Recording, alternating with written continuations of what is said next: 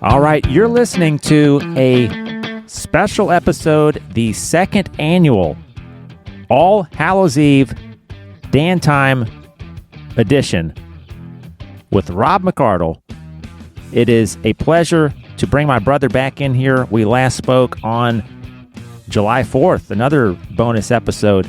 Seems like he's just the perfect guest for holiday occasions, and this is probably one of my favorite ones to either hang out with Robert, listen to some music together. So I love Halloween, brings back special memories as a kid. And Robert, it's great to be talking to you any day, but especially today. How's it going? It's going good. I'm glad you had me on. We're just down at the beach. So I took a break to come up to the unit. Nancy and Felix and Anna are down there, and just been a lazy vacation, having a good time. Well, it seems like that's where we left off in the week of July 4th. So to the listeners, this is my vacationing brother. They probably associate you now with the beach.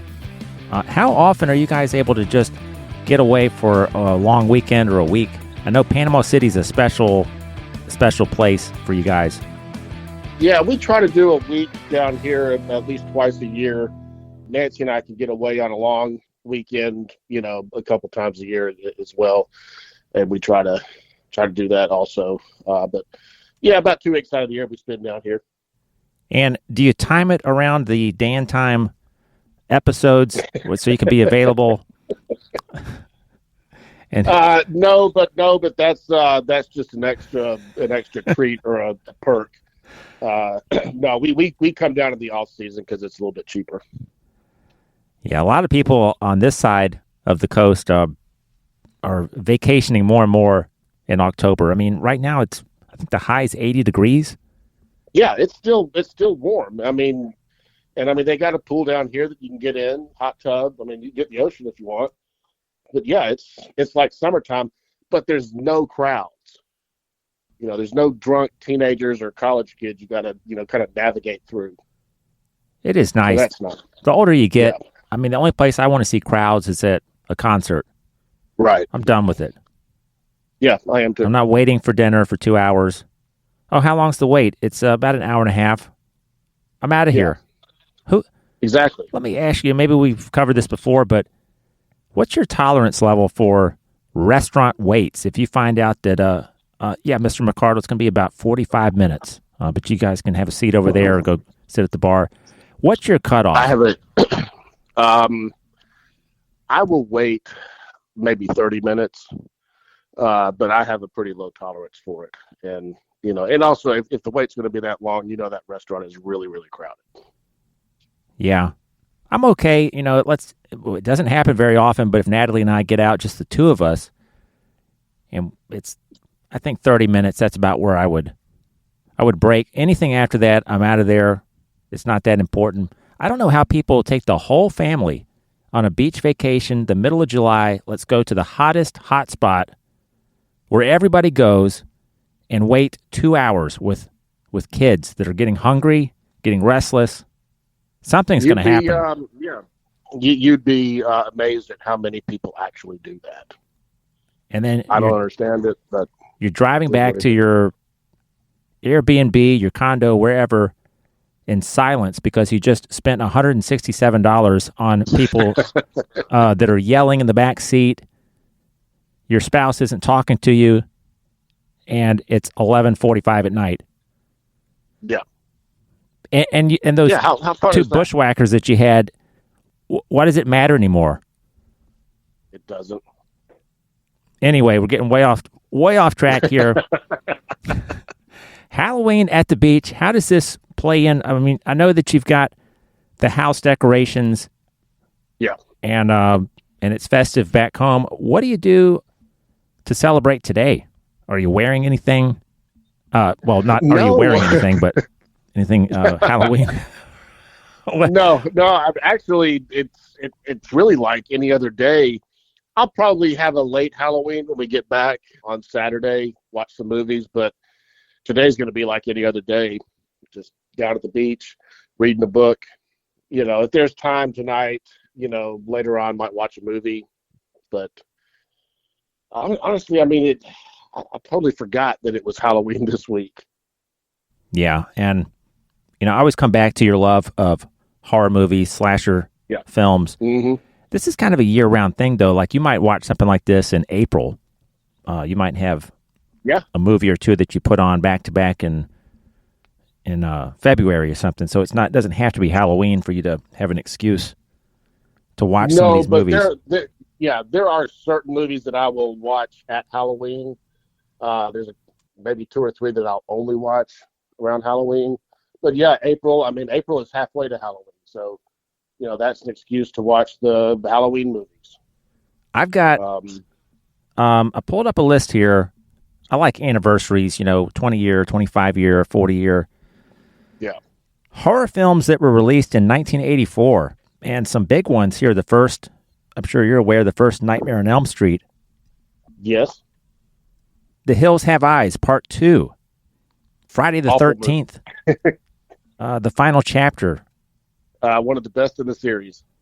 Firestarter. I've only seen it once. And then I want to get into some and get your thoughts. Children of the Corn, a big one there. Yeah. Want to know if you've watched some of these other ones. Invitation to Hell, directed by Wes Craven. No, as a matter of fact, I've actually never heard of it. It's starring Robert Urich, Joanna Cassidy, and Susan Lucci. I haven't heard that one either. Some of these I think I've at least seen the movie poster for. How about, how could you forget? Silent Night, Deadly Night. That is a Christmas time tradition. That movie actually was higher in the rankings than Nightmare on Elm Street. They kind of came out around the same time, but a bunch of mad mothers got together and got Silent Night pulled from theaters, so it didn't last. It was only in theaters for about 2 or 3 weeks. But yeah, love that movie. L. Scott Castillo Jr.'s Satan's Blade. Never heard of it. You got to see this movie poster. Satan's Blade is an American slasher film starring Tom Bongiorno, Stephanie Lee Steele, and Thomas Q. It follows 2 groups of people lodging at a mountain resort, of course, who are stalked by a mysterious killer potentially linked to a supernatural entity in the mountains. Hilarious poster here. You'll have to send that to me, or I'll have to look it up. 1 or 2 more here. Oh my gosh, Gremlins.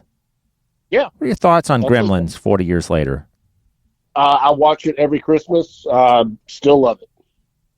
And I think it's, it's a movie you could watch with the family. I mean, I wouldn't watch it with little tiny kids like toddlers, but you could watch Gremlins with 7, 8-year-old kids or whatever. And it's, it's kind of a good gateway horror movie, or just, family horror. Maybe some mothers might be offended by a gateway film to get their little ones into more. Well, there could be worse things that you could get into than watching horror movies. Gremlins, with a budget of $11 million, grossed $212.9 million at the box office. Yeah, and I believe the town that they filmed Gremlins in is also Hill Valley from the Back to the Future movies. But the movie's a lot of fun, and I don't know how many deaths are in the movie, but one of them is just so comical and over the top that you kind of just laugh at it. And another one, guy gets poisoned with some kind of a syringe, so it's not real graphic. And I don't remember any other ones in that movie. When you're watching a movie like that and there's a stalker involved and it's a slasher film, are you rooting for the person that's trying to flee, or when they get captured and it's just a very unfortunate demise? Is that part of the excitement of the movie, or do you feel bad sometimes for some of these characters that have made it 40 minutes, 60 minutes into the movie, and you think they're going to survive, and nope, they're gone? It really depends on the movie. You look at the Friday the 13th movies, very few likable characters in those films. So it's kind of fun to see them get their comeuppance. Yeah, what about Especially, like the boyfriend that's not treating the girl very well, yeah, and he's really upsetting her, and he's very cocky, he's very arrogant, yes. and then he gets impaled or something like that. Some of that stuff is okay with you. Oh, yeah, yeah. Like at the beginning of Freddy versus Jason, you had this, boyfriend who's a real jerk. He gets folded in half in a bed. Oh, And so that was that was fun to watch. And then you got some. I mean, some of these characters are just goofy. They very I don't know, sexist or misogynistic, crude, just not really a care for the world or the people around them. They get killed and you just kind of laugh at them. Especially in Friday the 13th Part 4, there's a lot of characters like that. And in Part 5, Mm-hmm. there's a memorable scene where a guy is in an outhouse doing his business while at the same time serenading his girlfriend who is standing right outside. He later gets killed. So, I don't feel sorry for that guy. And then as culture changes and tastes change and movies are written dramatically different than they were 40 years ago, how do you feel about some of the horror movies that came out in 2010 and 15 and here 2 or 3 years ago? Are you into the newer stuff? Some of it. I mean, there are some real gems out there, and then there's some that I just don't really care for. Let's see. It Follows, great movie, great concept. That came out about 10 years ago. I just watched Late Night with the Devil, which is a new movie. That had me hooked from the beginning. Loved it. I just watched a movie called Sting about a giant spider. I didn't think it was very good. But they're kind of hit or miss. I tend to kind of revert back to the classics and the ones I grew up with, and especially a lot of the ones from the early to mid 2000s. I love those, and the ones from the 80s. Do you ever go way off course? Some of the mid 70s horror movies that are maybe international flicks. Do you ever just venture way off into obscurity? No, and I tried to. I tried to watch Suspiria. I couldn't get into it. I've tried to watch Bay of Blood. Couldn't really get into it. There's a couple. What is it? House by the Cemetery might be a British movie. That one's pretty good. There's some good. Do what? Did you know that the directorial debut of Oliver Stone is a horror movie called Seizure, 1974? I did not know that. There's some good anthologies that was it Amicus Pictures. They did several back in the 60s and early 70s, like Tales from the Crypt, Vault of Horror, House That Dripped Blood. Those are all pretty good. A little cheesy, but I've enjoyed those. But I like to watch stuff from the 80s and stuff from the early to mid 2000s. The 90s was kind of a dead period. There's a few good ones, but there's a lot of bad ones. Yeah. From the 90s, of course, the Scream movies and all the imitators. I enjoyed all those. And then you got something like Dr. Giggles, Wishmaster. Those are good. And then there's just some that just don't do anything for me whatsoever. What do you think of stuff like Bride of Chucky? I love Bride of Chucky. And I like all the Chucky movies, except for Seed of Chucky was pretty bad. And I didn't like Cult of Chucky, the last one they did. I didn't like that one at all. Mm-hmm. But that's a pretty consistent series. Its continuity is there. There's no problems with that. Like when you get, into like the Halloween films or Texas Chainsaw Massacre, stuff like that, and Friday the 13th. The Chucky films have a continuity to it. And, you can watch a newer one like Curse of Chucky, which was good. It came out, I don't know, 10, 12 years ago. And, there's still references to like the first three films. So pretty good. And Bride of Chucky was a lot of fun. I tell you, one of my favorite movies from the late 90s, and I guess this is like a sub-genre, supernatural horror, is The Devil's Advocate. That's a good movie. I have that on DVD. Keanu Reeves and Al Pacino. Yeah. Charlize Theron. Yes. There's some, I really have a special, I have an affinity, I guess you would say, for cinema from 1995, 6, and 7. Kind of around that time period. But there's some good movies that, not necessarily horror. Like, I love The Game. I didn't like that movie. Michael Douglas. Yeah, I didn't like the, I didn't like the ending. Yeah, I could understand that. When you find out that, spoiler alert, when you find out that it really was just a game. Yeah.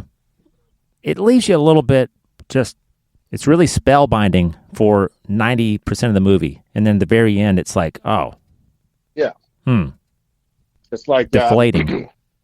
Yeah. Did you ever see there was and I'm using the hand quotations, a horror movie in 86 called April Fool's Day? I don't think I saw that one.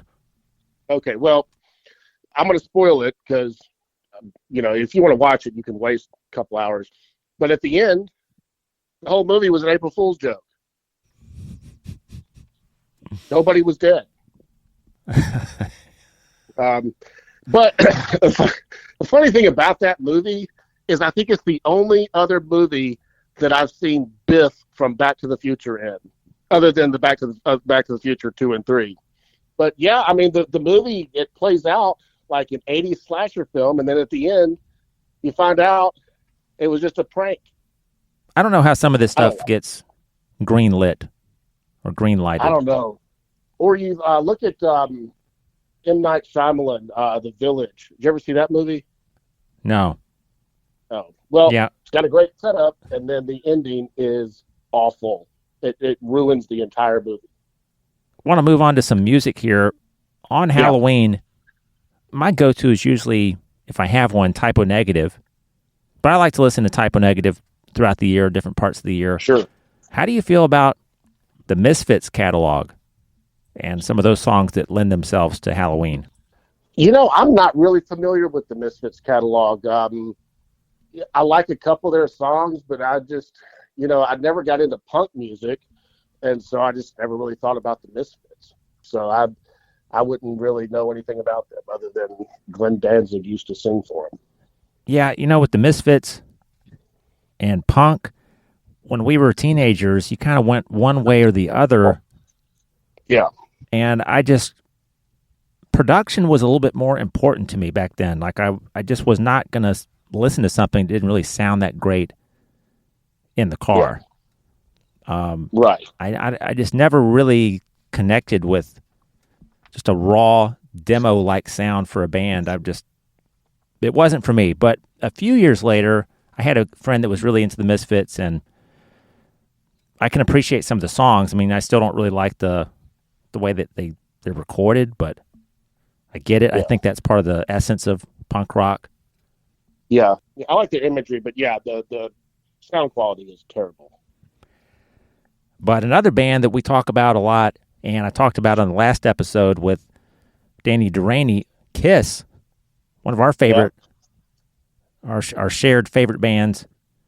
40 years ago, October 22nd, 1974, the second album, Hotter Than Hell, released via Casablanca. Good album. If you ask people who listen to Kiss what they think about this one and the first one and Dress to Kill and stuff like that, they sound pretty bad. Yeah. But it kind of gave them like an arsenal of songs to go out there and perform live. It's like, I don't know how many people were really just jamming to this stuff on the turntable at their house until Kiss Alive, the first Kiss Alive came out. But how do you feel like some of the songs from Hotter Than Hell? What are your favorites there?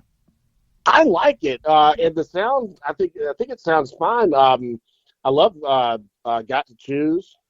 I love the title track. "Going Blind" is okay. Let Me Go, Rock and Roll. That one's good. Strange Ways, it closes out with Strange Ways. Mainline. I like Mainline. Mainline is good. But I like "Got to Choose" a lot. I think that's a good opening track. I agree that some of these songs, or really all of them, sound better when they appear on later live albums, or like Going Blind on the Unplugged record. I mean, it sounds so much better. It does. Watching You on Kiss Alive 3. Mm-hmm. What's that riff? That's the title track.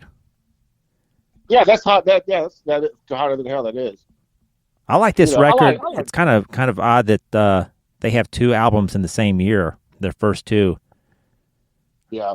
But this one compared to the first album, which we could talk about that one as well. But I don't really listen to those albums as much as I will listen to, Destroyer, Creatures of the Night, but also I mean the 80s Kiss. I prefer over 70s. But Dress to Kill, I love Room Service. I don't think that's a song you could write today. Yeah. They got away with a lot. I don't know. Like, I mean, my favorite album, Rock and Roll Over. I mean, you could just pick this one apart, and I like it for the music and the hooks and stuff. But I mean, come on, Take Me, the lyrics and Take Me. Yes. Just Ladies' Room, Love 'Em and Leave 'Em. Hard Luck Woman. Is that the one that also has Plaster Caster? Oh wait, that's off of Love Gun. Love Gun, yeah. Which, I mean, there's one for you too. I mean, what do you think a Love Gun is? If you take away all the innuendo and they try to write these songs and release these albums starting in like 2010, you just can't. There can't be Kiss. You can't have these records. No, I mean there'd be an investigation into that. I mean, just Dress to Kill. Yeah. Ladies in Waiting. Yeah. Room Service. I mean, it starts off with Room Service.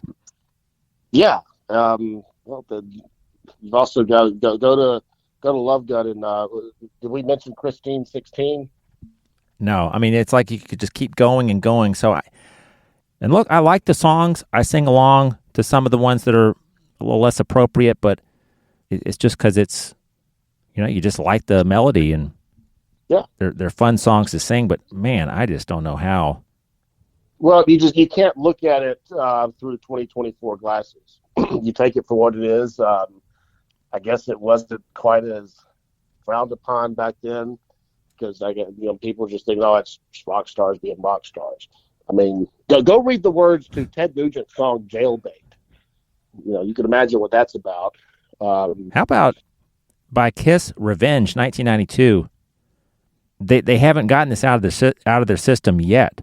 No, and they're like in their 40s by then. Domino. Domino. I wonder why do they call her Domino? What do you think? I don't know. But look at it. You got this song "Take It Off." I Just Wanna. All of these songs with that, and then all of a sudden you got this ballad called "Every Time I Look at You," which is, a nice little song about how much he loves his woman, I guess. The Lick It Up album. We could keep going and going. The penultimate track, "Dance All Over Your Face." Yeah. What are we trying to say here, Gene? Go to Animalize. Reading the lyrics here, Gene's also got a penchant for using the word bitch. Yes.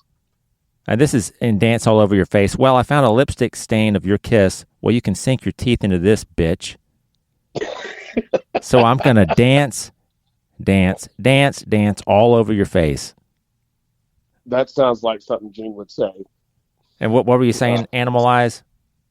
Yeah, go to there's Burn Bitch Burn. I don't remember if that's the same song where he says, I want to put my log in your fireplace. Yeah. I mean, some of the stuff, it's like, why don't you just say what you're talking about? Because I know exactly what you're saying. Yeah. I think, Crazy Nights, that's got the song Bang Bang You, which tells you all you need to know. But it's crazy with Kiss. I mean, they've got fans of all stripes. Men love them. Women love them. People take their kids to Kiss concerts. Yeah. Why is some stuff out there, it's not okay? We're done with these people. We're done with this band. But Kiss is impervious. They just came out at the right time in the mid-'70s. I mean, they looked like comic book superheroes. It was a lot of fantasy. It's a pure act. Mm-hmm. And back then, you just get away with stuff like that. It's not right, but we see things differently as the years go on. Well, whatever was appropriate back then isn't appropriate now. Well, getting a little carried away with the Kiss talk, but that's all right. Yeah. I'd love to actually do a full episode on a band. Maybe we can do that at some point, but that'd be fun. Halloween, as we're getting older here, I mean, how do you feel about Christmas and these fun holidays and Halloween? Are you as festive as you used to be? Do you like the holiday season coming up here? Do you like the candy at Halloween when you walk to the store and you see all the orange and black and yellow? Are you getting kind of excited, or is it just more stuff and things going on in the world and you're just like, well, whatever? That's how I feel. That's me saying that I don't particularly care that much, I guess, for Halloween, but I try to get into it for Christmas. But I don't know. Hopefully you have an opposite opinion, but. Well, our kids are grown now, so it's a little bit different. And we don't get a lot of trick-or-treaters, but I love putting up the decorations, putting lights up outside for Halloween. We have a graveyard that we put up this year. And then Christmas, I love the Christmas lights. I love the smells. Yeah. I like the Christmas music.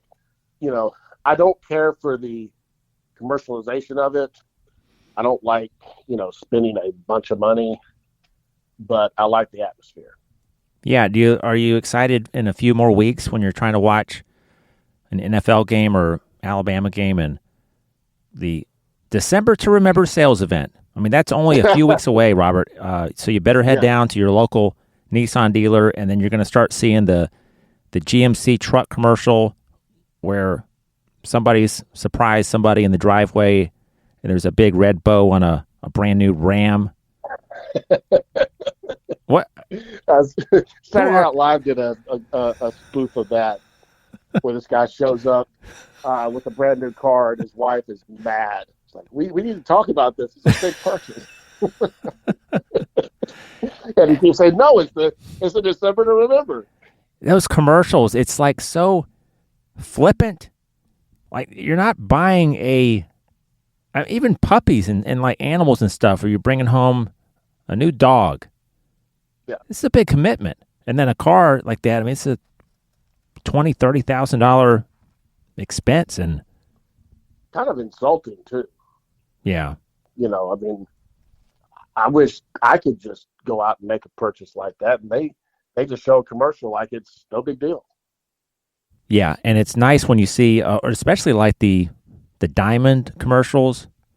Yeah. And just how much deeper the significant other is now falling deeper in love with that person who's just presented that diamond. And everything is complete. Everything is fairy tale. It's wonderful. And they sink into each other's arms, and off we go into happily ever after. Is that how it worked with you and Nancy. I know it's been almost 20 years ago that you met, but once you gave her that ring, everything has been pretty smooth sailing since then, right? Yeah. It's nothing like the commercial. I mean, not like, Nancy was like, I give her this ring. It's like, all right, good. You got me something that costs a lot of money. I'll stay with you. No, it's been pretty smooth sailing. That's exactly what I wanted. Oh, hey, did you remember to move those clothes from the washing machine over to the dryer? Yeah. The dishwasher, if you could load that before you leave, that'd be great. Oh, but yeah, I love the ring. I love it. Yeah. No, there's more important things than that kind of stuff.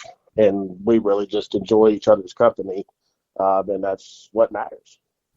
What would you say? Because it really is a special occasion. You guys met on, was it New Year's Eve, 2004? Yes. So it'll be 20 years on New Year's Eve. And without getting too much into your personal life, it's always warmed my heart. I know that every couple goes through its challenges, but you and Nancy, y'all still do stuff together. You enjoy each other. Yes. You enjoy each other's company, and there's a lot of couples where that flame has died down long ago, but there's a need to be together. There's some boxes that are being checked, and it's not terrible, but you guys are a great couple, and I wanted to let you know that. But is there any secret sauce that you could share? Maybe it just works for you guys. That is a good question. We respect what each other wants to do. We don't belittle each other. At the same time, we also both just enjoy just hanging out and not really doing much of anything. But it really is just being supportive of each other. If there's something, major we want to do, we talk about it. But really, just supporting each other is really the key to it. How important is it, when it's been a long day for Nancy and maybe you as well, and you're sitting there together on the couch, how important is it for you to move the hand over the shoulder and then kind of do that, kind of the not half-hearted, but just a slow back scratch where you're rubbing and you're scratching and you're just kind of letting that partner know that I love you and this is my way I like to make you feel loved. I don't know what I'm saying, but how important is it to do those little things? I think it's important, but at the same time, we don't really sit on the couch together. She sits on the couch and I sit on the love seat. But if we are sitting together, there'll be some of that. I think another thing is good is, when she gets up to go towards the kitchen and she's walking away, I'll check her out. Hey, I think she does the same thing to me. I like it. I like that. Yeah.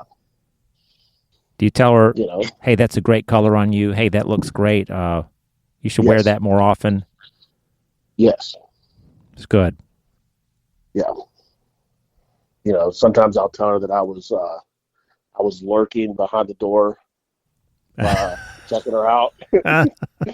I'll try. I mean, I'm being sweet about it, but I also kind of want to be as creepy as possible just to give her a laugh. So I want to use the term lurking.